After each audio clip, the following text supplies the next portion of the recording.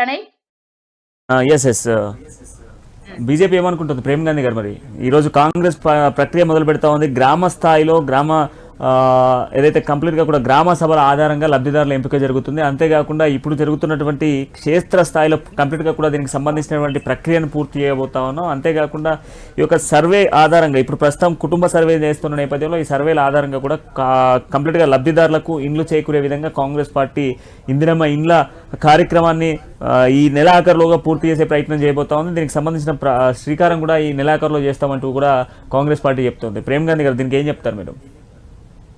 ముందుగా ఎస్బీటీవీ ప్రేక్షకులు అలాగే వివిధ పార్టీ నుంచి నాయకులకు అందరికీ నమస్కారం. ఇప్పుడు మనం ఇక్కడ వాస్తవాలు గమనించాలి. సరే వాళ్ళు వీళ్ళు మాట్లాడడం అనేది కాదు. సరే కాంగ్రెస్ ప్రభుత్వం చిత్తశుద్ధితో పనిచేసింది. ఇంద్రమ్మ ఇల్లు ఇద్దాం అనుకుంటుందా అంటే ఇంద్రమ్మ ఇల్లు ఇద్దాం అనుకుంటుందా, మళ్ళీ అప్పులపాలు చేద్దాం అనుకుంటుందా వాళ్ళకే తెలియాలి. ఎందుకంటే ఎప్పుడో 10 సంవత్సరాల క్రితం కూడా ఒక పార్టీ అప్పుడున్నటువంటి అధికారం లేదా కాంగ్రెస్ కూడా అప్పుడు ఇల్లు కట్టుకుంటే 5 లక్షలు ఇస్తా అన్నది. ఇప్పుడు కూడా 5 లక్షలు. ఎవరికైతే సొంత స్థలం ఉందో వాళ్ళకి 5 లక్షల రూపాయలు ఇస్తే వాళ్ళని ఇల్లు కట్టుకోవాలంటుంది. ఎంత? 400 చదరపు మీటర్లు అంటే స్క్వేర్ ఫీట్, 400 స్క్వేర్ ఫీట్స్ లో ఇల్లు కట్టుకోవాలి. ఇల్లు కట్టుకుంటే మీకు ఇస్తాము. అది 4 విడతలలో ఇస్తాము. ఫస్ట్ విడత ఏంది? బేస్మెంట్ లెవెల్ అయినప్పుడు 1,00,000 రూపాయలు ఇస్తాము. మళ్ళీ ఎప్పుడైతే మీకు మన లెంటల్ లెవెల్ అంటే మన విండోస్ లెవెల్ వచ్చిన తర్వాత 1,25,000, స్లాబ్ పడ్డాక 1,75,000, పూర్తిగా కంప్లీట్ అయిపోయిన తర్వాత గృహప్రవేశం చేసినప్పుడు 1,00,000 రూపాయలు ఇస్తాము అని అంటున్నారు. అంటే ఇది ఏ రకంగా సాధ్యమవుతుంది? ఇవాళ ఉన్నటువంటి పరిస్థితులలో ధరలు పెరిగిపోయినటువంటి విపరీతంగా స్టీల్ చూసుకున్నా సిమెంట్ 350 రూపాయల పైన ఉంది, స్టీల్ 70 రూపాయల పైన ఉంది. ఈ లెక్కన చూసుకుంటే తక్కువ కన్స్ట్రక్షన్ చేయాలి అని అంటే 2,000 రూపాయలు స్క్వేర్ ఫీట్ కి తక్కువ కాదు. ఆ లెక్కన అంటే ఎంప్లాయీని కూడా ధర ఇలా పెరిగింది. ఇలా లేబరు మేస్త్రి 1,200 రూపాయలు కూలీ తీసుకుంటుండు, డైలీ లేబర్ 1,000 రూపాయలు తీసుకుంటా ఉన్నాడు. అంటే వీళ్ళైతే కట్టుకోరు కదా, ఖచ్చితంగా లేబర్ ని పెట్టే కట్టాలి కదా. ఆ రకంగా ఒక్కరు 2,000 రూపాయలు స్క్వేర్ ఫీట్ అన్న 8 లక్షల రూపాయలు అవుతుంది. 8 లక్షల రూపాయలు వాళ్ళు అంటున్నటువంటి డబుల్ బెడ్రూమ్ ఇల్లు కట్టడానికి అవుతుంది. ఒకవేళ 1,500 పెట్టినా స్క్వేర్ ఫీట్ కి 1,500 రూపాయలు ఖర్చు పెట్టినా 6 లక్షల రూపాయలు అవుతుంది. లేదా 1,800 రూపాయలు ఖర్చు పెడితే 7,20,000 రూపాయలు అవుతుంది. అంటే వీళ్ళు మళ్ళీ ఏం చేద్దాం అనుకుంటారు? మళ్ళీ అప్పుల పాలే చేయాలనుకుంటారు ప్రజలని. ఒకవేళ చిత్తశుద్ధితో ఉండాలి అని అనుకుంటే కనీసం ప్రభుత్వం దగ్గర ఒక అవగాహన లేదు. ఏమని? ఒక నిర్మాణానికి డబుల్ బెడ్రూమ్ నిర్మాణానికి ఎంత ఖర్చు అవుతుంది, వాళ్ళు కట్టగలుగుతారా లేదా, మళ్ళీ కంపల్సరీ అన్న వాష్రూమ్ కంపల్సరీ ఉండాలి అని అంటున్నారు. ఇవన్నీ నియమాలు ఉండాలన్నప్పుడు వాళ్ళకి సరైనటువంటి నిధులు మీరు ఇవ్వగలిగితే సంతోషం. లేకపోతే మళ్ళా అప్పుల పాలైపోయి వీళ్ళు ఇచ్చిన 4 లక్షలకు వాళ్ళు 4 లక్షలు అప్పు చేసి 8 లక్షలు పెట్టి మళ్ళా ప్రైవేట్ వాళ్ళ దగ్గర పోయి మళ్ళా 10 రూపాయల వడ్డీకి తీసుకోవాలి. లేకపోతే ఇక్కడ కంప్లీట్ చేయకపోతే పైసలు రావు. ఇల్లు కంప్లీట్ చేయకపోతే వీళ్ళు 1,00,000 రూపాయలు ఇయ్యరు. గృహప్రవేశం చేయకపోతే 1,00,000 రూపాయలు ఇయ్యరు. స్లాబ్ పడకపోతే 1,75,000 ఇయ్యరు. ఆ స్లాబ్ ఆ లెవెల్ కి రాకపోతే పైసలు ఇయ్యరు. ఆడ వరకు రావాలంటే మళ్ళీ అప్పు చేయాలి, మళ్ళీ అప్పు చేసి ఇయ్యాలి. మేమేమంటున్నాం అంటే ప్రభుత్వం చేపడుతున్నటువంటి పథకాలలో కనీసం ప్రభుత్వానికి ఒక చిన్న పారామీటర్ లేదు. ఎంత ఎక్స్పెండిచర్ అవుతుంది, ఎంత ఖర్చు అవుతుంది, గ్రామీణ వాతావరణంలో ఎంత అవుతుంది, పట్టణ ప్రాంతాల్లో.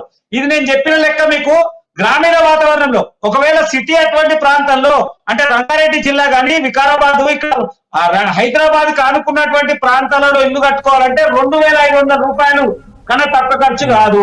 ఆ లెక్కన 10 లక్షల రూపాయల ఖర్చు అయితే ప్రభుత్వం 5 లక్షలు ఇస్తుంది, 5 లక్షలని మళ్ళీ అప్పులపాలు చేస్తుంది. అంటే ప్రభుత్వం దగ్గర చిత్తశుద్ధిగా ఏ రకమైనటువంటి లెక్కలు లేవు. మళ్ళా కాలయాపన. ఎందుకంటే వీళ్ళు టైంకు కంప్లీట్ చేయలేదనుకోండి డబ్బులు రిలీజ్ కావు.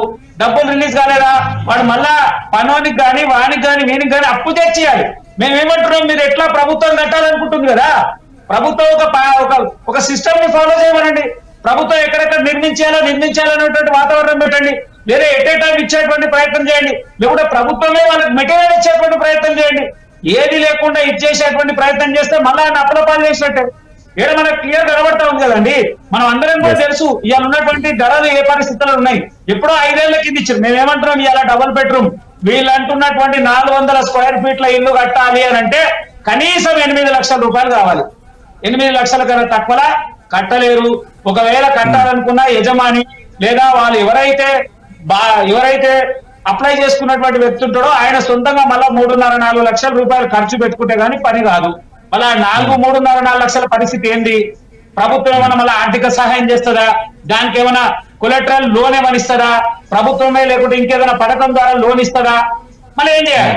మళ్ళీ లేదా ప్రజలు మధ్యతరగతి పేదవాడు ఇల్లు కళ కోసం మళ్ళా 10 రూపాయల వడ్డీకి లేదా ప్రైవేటు వడ్డీల దగ్గర ప్రైవేట్ బ్యాంకుల దగ్గర తిరిగే పరిస్థితి వస్తుందా? దీని మీద కూడా ఆలోచించాలి కదా ప్రభుత్వము. మన పొంగులేటి గారు మాట్లాడుకుంటూ చెప్తా ఉన్నారు, ఇట్లా విడతల వారుగా ఇస్తాము, ఫస్ట్ విడత ఇట్లా, సెకండ్ విడత ఇట్లా, మూడో విడత. అరే మొత్తం కంప్లీట్ అయినాక నువ్వు 1,00,000 రూపాయలు ఇస్తా అంటున్నావు, మళ్ళీ కంప్లీట్ చేయడానికి ఏడికేం చేయాలి? గృహప్రవేశం చేసుకునేటప్పుడు 1,00,000 రూపాయలు చెక్ ఇస్తా అంటుండు, మళ్ళీ గృహప్రవేశం ఎట్లా చేయాలి? మన దావత్కి ఎవరిని పిలవాలి? మళ్ళీ కంప్లీట్ కానీ ఈయన 1,00,000 ఇవ్వాలంటున్నా, కంప్లీట్ చేయడానికి అప్పేవాడు ఇవ్వాలి. ప్రభుత్వం దగ్గర వాళ్ళు చేస్తున్నటువంటి ప్రతి పథకాలలో ఆ పథకాలలో పారామీటర్ ఉండదు, సరైనటువంటి శాంటిటీ లేనటువంటి పథకాలు కాంగ్రెస్ పెట్టడంలో మేధావి, దాన్ని ఏ మాత్రం సందేహం లేదు. వీళ్ళు అంటున్నటువంటి 6 హామీల పరిస్థితి ఎవరు మాట్లాడుంటట్టు లేకుండా ఉంది. అన్ని పథకాలు వీరి ఇష్టానుసారంగా కనీసం ప్రభుత్వంలో ఉన్నటువంటి ఎవరైతే అధికారులు అధికారుల మెలకువలు తీసుకొని కూడా అధికారుల యొక్క సూచనలు తీసుకొని కూడా పథకాలు పెట్టినప్పుడు ఆ పథకాలలో ప్రజలకు మేలు జరగదు, కీడే జరుగుతుంది. రవి గారు మరి చెప్పండి, అసలు ఈ రోజు మీరు